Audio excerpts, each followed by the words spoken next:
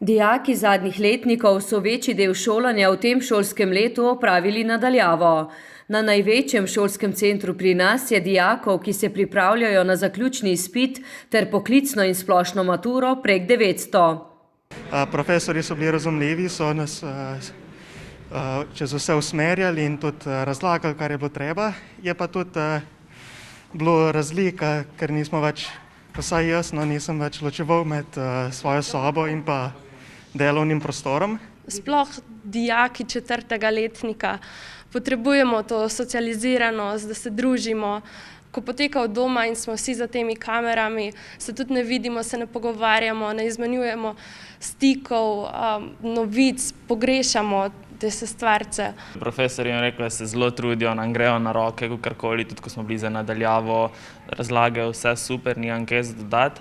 Zdaj, največ se mi zdi na nas samih, ko bomo do tega prestopili, ko imamo še motivacije, zdaj, ko se pogovarjamo s sošolci, vse skupaj, vse je motivacija čist padla.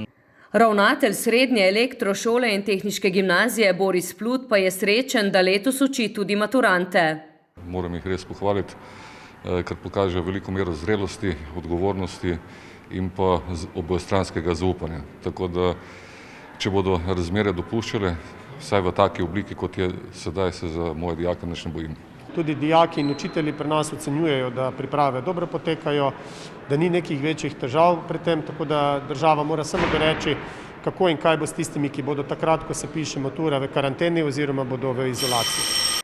Največja odgovornost učiteljev, tako Plut, je dijakom vlivati samozavest. Sama matura je sicer prilagojena, vsebinsko ne, ampak določen bonus na nerešen del pisnega dela in pa določene vsebine na ustnem delu so umaknjene, na izvedbeni plati pa podobno kot lansko leto. Po petku bodo sicer znane podrobnosti o letošnji maturi, a Plut bistvenih sprememb ne pričakuje.